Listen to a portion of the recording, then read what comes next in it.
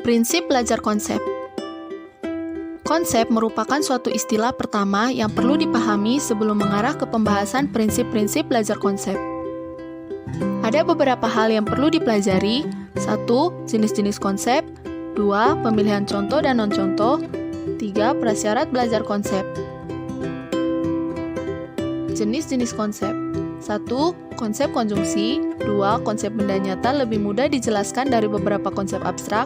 3. Konsep mudah dipahami dengan sejumlah kriteria dan non-kriteria. 4. Konsep abstrak dipelajari dari berbagai struktur verbal. Konsep konjungsi, sebuah konsep yang paling mudah dipahami.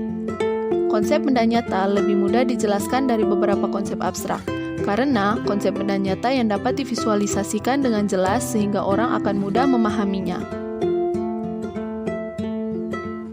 Konsep abstrak dapat dipelajari dari berbagai struktur verbal. Cara mudah memahaminya adalah dengan penjelasan definisi, konteks kalimat, pemberian contoh atau analogi, maupun dengan penggunaan sinonim.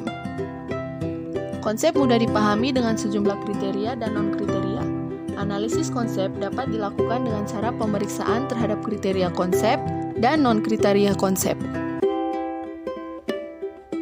Pemilihan contoh dan non-contoh. 1. Gunakan contoh dan non-contoh. 2. Gunakan beragam contoh. 3. Sebaiknya karakteristik contoh dengan contoh berlawanan. Gunakan beragam contoh. Penyajian contoh-contoh memiliki peran tentang luasnya suatu konsep. Misalnya, guru mengajarkan konsep paus, konsep ini bisa terlalu luas dan siswa tahu bahwa paus hidup di laut. Dengan demikian, perlu disajikan contoh ikan dan ikan yang bukan hidup di laut. Gunakan contoh dan non-contoh. Contoh menunjukkan apa itu konsep dan non-contoh menunjukkan yang bukan konsep. Misalnya, konsep mamalia diperluas dengan menambahkan gambar hewan mamalia lainnya. Sebaiknya, karakteristik contoh dengan non-contoh berlawanan. Sajikan sebanyak-banyak karakteristik atau atribut dari contoh agar pemahaman terhadap suatu konsep semakin mendalam. Misalnya, objek dalam lingkaran adalah segitiga, itu sebagai contoh, dan objek di luar lingkaran bukan segitiga, itu sebagai non-contoh. Prasyarat belajar konsep. Pelajari terlebih dahulu konsep yang mudah. Dalam belajar konsep, pelajari konsep yang mudah dan pelan-pelan menuju ke konsep yang lebih rumit.